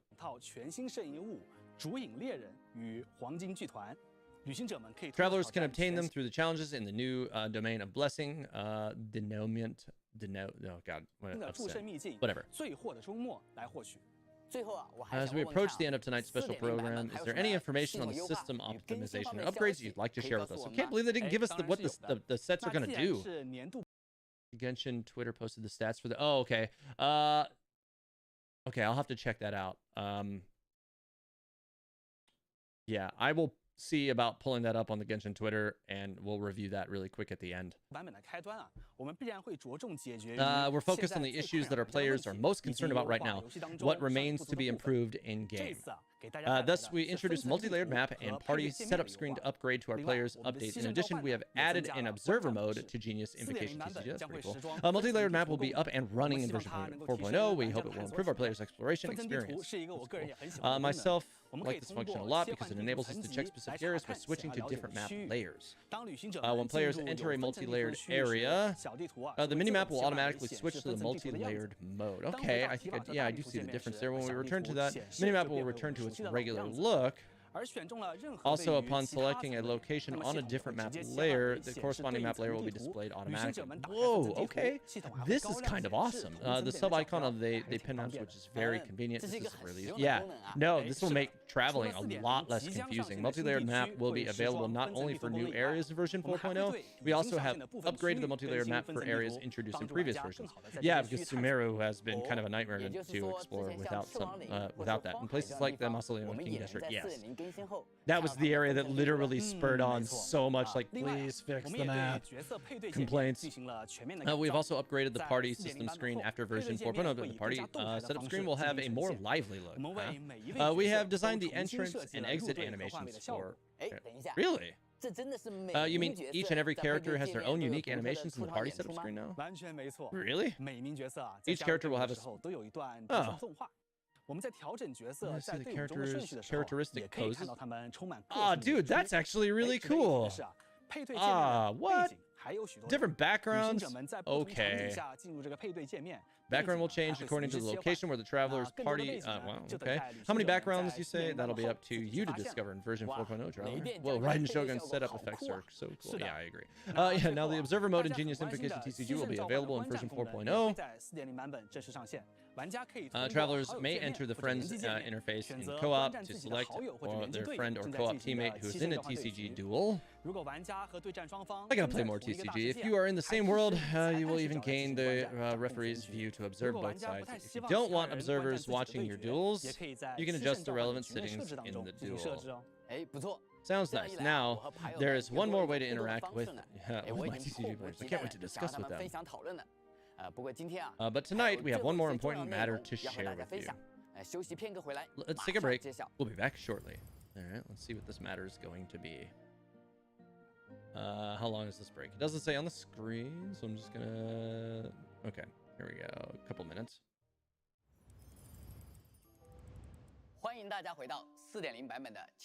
Welcome back to our version 4.0 special program. Now it's time for the long-awaited program section. With version 4.0's arrival, Fontaine's music is what we've been anxiously for here too. Oh, so they did a concert. Live recording of Fontaine's music. Let's indulge ourselves. Okay, so I'm not going to review the music. This exists for everybody to go and just listen to at any time. So I'm going to go ahead and just listen to this on my own a little later today. So I can go to the end for now because I have so much I have to do this afternoon that I do need to get to it. So I'm going to go ahead and jump to the other end of the concert and then listen to this later. If you guys have not gone and listened to this on your own yet, I'm going to go ahead and tell you, you should probably do it. I haven't listened to it yet, but it's Genshin Impact's music. It's always going to be glorious. They put so much heart and effort into it. Just, yeah, it looks like it's like a 10-minute concert. It's probably going to be great. Literally on the last note. Genshin Impact's music production team, Hoyo Mix, with our old friend, the London Symphony Orchestra. In the performance, you will hear the glass harp and glass harmonica. And I hope these unique musical instruments that are closely associated with water will reflect the characteristics of the nation of Hydro in this auditory experience. In version 4.0, there will be many more beautiful Fontainian melodies that accompany our travelers throughout their adventure. And that's all for today's special program. Genshin Impact version 4.0 will be available to players on August 16th. UTC plus 8. 10 days, you guys. 10 days. I wish all of you a happy journey in Fontaine. All right, so the one other thing I needed to take a look at really quick before we call it quits for the stream here. I did want to take a look at the new artifact sets. I'm going to go ahead and pull those up on just on my phone and read these off here really quick. Let's see. Just waiting for it to get to it. There it is. All right, so Golden Troop. Let's see if I can find these on here because somebody said that they were on the Twitter. And I'll just read them off of here if I can find them. I actually don't see these on here. Am I blind? What? Oh, is it this? No, that's not it either. There's a lot of updates from this special program, it looks like. Might just be easy to overlook or something, but yeah, I'm not seeing it on here. If anybody has a link to what they have on the, it's on the 4.0 preview page. Interesting. I haven't checked out the 4.0 preview page on there yet either. But if they're on there, I could, in theory, just go ahead and pick that up. They're on the Hoyo Lab. Let's see. Somebody wants to just shoot a link to it in the chat. I'll just pick it up off of there. That would be super useful. As light rain falls without reason trailer. Yeah, no, that's... Yeah, I'm not seeing any easy links to it off the Twitter. So, let's see.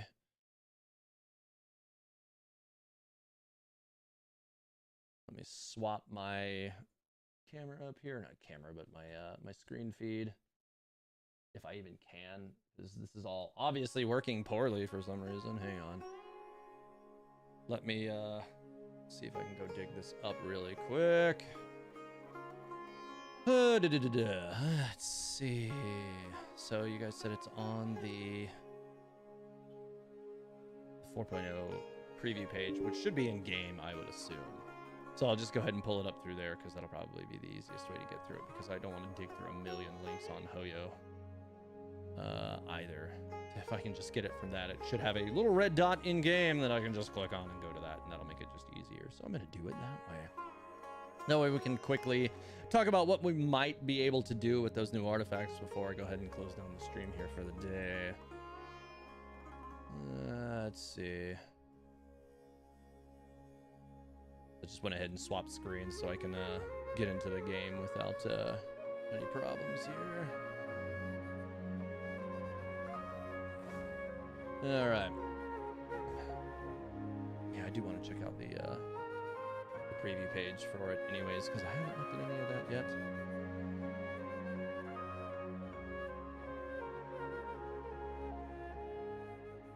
The link is very long, I bet. Oh, I'm on the last day of my thing here. I'm gonna have to work on that. All right, let's see here. I do have notifications. There we go. That was not the one I actually meant to go to.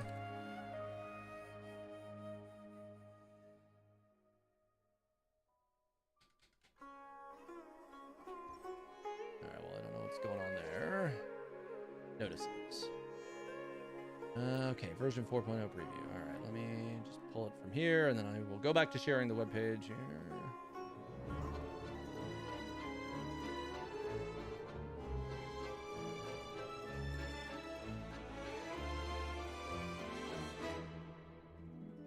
There we go. All right, let's see what we got here. I like that they have the music on it. I wonder what my dear sister Lynette is doing right now. Missing me to death, I'm sure. All right, a famed Fontaine magician who possesses great stage presence as well as gift of gab. Audiences are enthralled with his exquisite skills, and they hang on to every clever word. Turn it down just a little bit. Seems a little too loud. Seems Linny is saying some strange things again. It's really worrying. A magician's assistant, a few words. Her emotions are as inscrutable as any cat's. I want to spend some time at the bottom of the sea in peace. Yeah, I think my chat might auto-purge links. It's okay. A reserved young man who is well versed in diving. Beneath his distinct icy demeanor lies a pure heart bereft of all laws. Yeah, I mean, I used to get a lot of like spam links and stuff, and now I don't really get so many of those. So yeah, no, it's for the best. Yeah, I like that. You know, they've actually given us options to just isolate some of these images now. That's pretty cool. The first great magic. I mean, they just show us the art of the weapons. They don't show us the descriptions of the weapons. Let's see what this one is. Okay, new artifacts. That's what we're looking for. All right, Golden Troop. 2-piece set increases elemental skill damage by 20%. That's not so bad. There's definitely going to be some characters that can make good use of that. And that's on the 2-piece. Actually, that's kind of fire, you guys. And 4-piece set increases elemental skill damage by an 25%. Additionally, when not on the field, elemental skill damage will be further increased by 25%. This effect will be cleared 2 seconds after taking the field. Oh, yo, there's gonna be some characters that are gonna go bonkers with that. Wow, what? That is gonna be good. There's some characters that have some amazing E damage. Like, for instance, I'm kind of thinking about, we'll have to do some testing, right? But like a character that immediately comes, like somebody saying like Fischl and Yae are gonna go brrr. Yeah, no, I agree. They're gonna go like that. But like, what if it applies to characters like, say, Chongyun, whose E is a cryo field, and like, you use a 4-piece set on him, and then all of a sudden you're getting at least a 50% elemental skill damage improvement generated by that field, and then you stand in it with a character like, say, Shen, who I once built as a cryo primary and already did a ton of damage. I would love to see how that works. Now, I don't know if the 2-piece set would apply to the other characters, but it sounds like the 4-piece set is set to apply to everybody. So if this works, that could be really, really cool. We'll have to do some testing with that. Wow. Yeah, this would be a great buff for Fischl. For sure, this is going to make Fischl really, really good. But yeah, no, that's what I'm saying. Like, the 4-piece being better for off-field skills sounds like a character like Chongyun could shine through that, because you drop his field and then you swap to a different character who can make that really good. It's amazing. It's amazing. Yeah, I think we might be able to get some good benefit from this. Yeah, Guoba buff. That's another character that this would apply to. What are some other characters that have some good off-field E add-ons? Well, obviously, Yae, she's gonna have some good ones with that because you know you just dash around and you leave all of her little statues that do damage, or the little totems. That one, she's obviously going to be a good application in that regard as well. Yeah, that's kind of huge, you guys. That's a big one. Who else has really good E skills? Like a lot of the best skills obviously come from elemental bursts, but there's plenty of characters that have like nice E effects. Yeah, Dia. She does have off field from her E. That's a good point. Albedo's another good one. EM Raiden, I couldn't. I mean, obviously that'll be good for some people. I don't care about that one. But yeah, that'll be good for some people. But EM Raiden is terribly unexciting to me, mostly because I just don't care for elemental mastery builds. Yeah, that's true. Chongyun E infuses your character's attack with cryo in its normal attack damage. You're right, it might not work. That's true. Yao Yao, I suppose. Yeah, there's another one. I think the Hyper Bloom set is better for... Yeah, you might be right about that too in regard to EM Raiden, that Hyper Bloom set probably would still be better. Any turret skill will do well through that if it's a turret E skill, right? Albedo would be good with this, possibly, but it'll really depend on how things continue to work out with that. All right, let's look at the other one. Two-piece set is normal and charged attack plus 15%. It's okay, I suppose. And four-piece set is when current HP increases or decreases, crit rate will be increased by 12% for 5 seconds, max 3 stacks. Interesting. So if your HP increases or decreases, you get a crit bonus for the four-piece set on that. I don't know who that's going to be great for.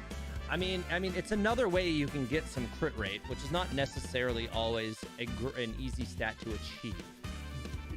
The first character that comes to mind to me is going to be characters who are the first two characters. They're going to be like Berserker style characters like Zhao or Hu Tao, because you can get extra crit rate out of them, and their characters are prone to having huge spikes up or down in their HP.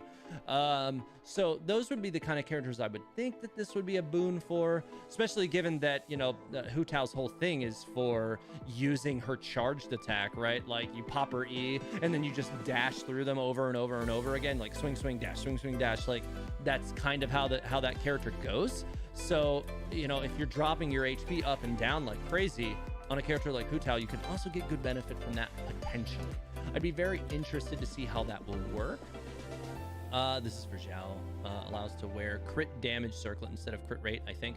I mean, yeah, but I mean, even with the current availability, there's some people who have insanity ratios for Zhao. I mean, even my Zhao is like near 200% crit damage with like 80-ish% crit rate.